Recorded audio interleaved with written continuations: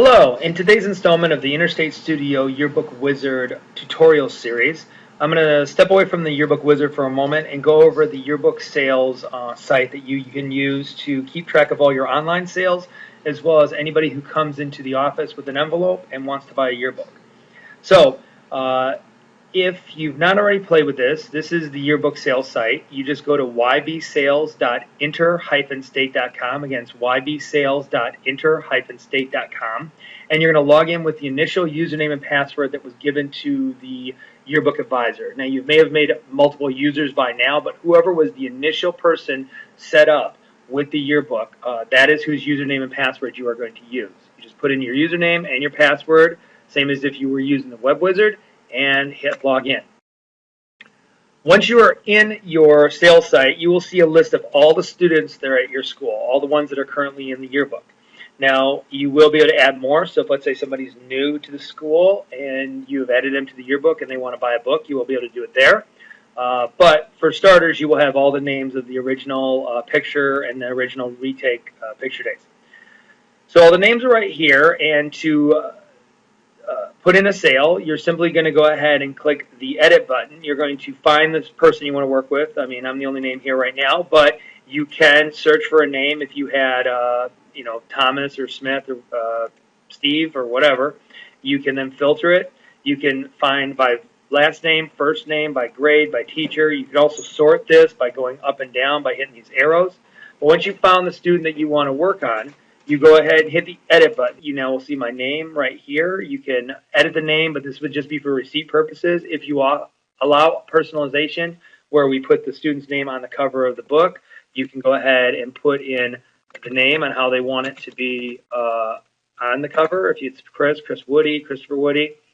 So I can get that all information in there. Now I'm going to add a new record. I have to go ahead and say that I'm actually paying for the book.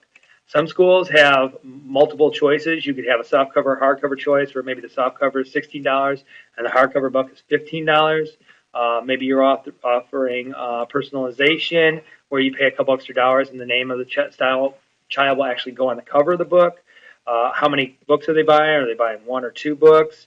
And if you're offering a discount. So in this case here, let's just say I'm buying one book for $16, and I hit OK. Now you'll notice I have a balance due. The reason I have a balance due is at this point here, I've just entered a record saying that I am buying a book. I have not recorded how I paid for it.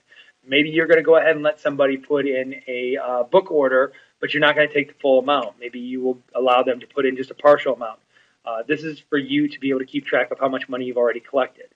So when you see over here that there's a balance due, you also want to hit the add record for the sale.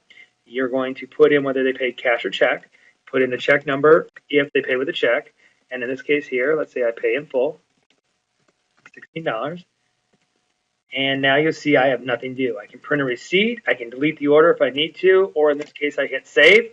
Once I hit save, it takes me back here, and you'll notice now I have an amount paid and no amount due. If anybody buys online, this will actually automatically fill in. So let's say I had 50 names here of 50 different kids, and 25 people bought online. When I would have logged in the first time, I would have seen $16 for 25 kids because they'd already been paid. They already would have paid.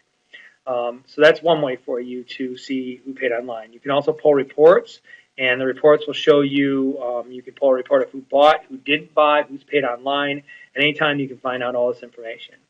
Last but not least, in adding a sales is, let's say you have a new student that wasn't there on the picture day or the retake day, and they still want to buy a book. You can just hit add sale for a new person. At that point, you would type in the person's first and last name. You would look for their grade. You can do the drop-down box. You can type it in, but in this case here, we're going to go ahead and put it in. So we put all that information in here. I add that they have a sale, and they're buying a $16 book.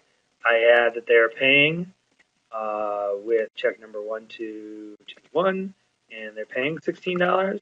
Hit this OK. There's no balance due. Hit save.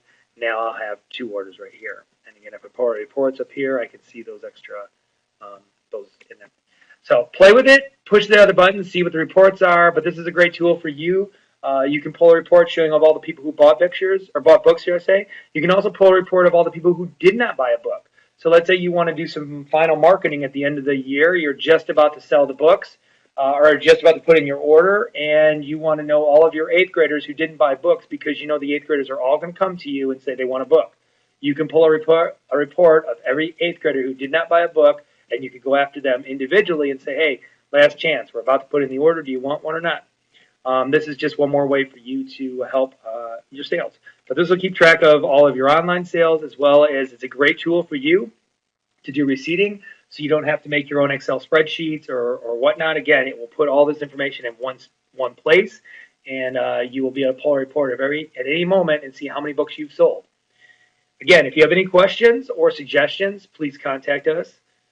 Chicago Yearbooks at inter-state.com. Again, Chicago Yearbooks at inter-state.com. Thank you.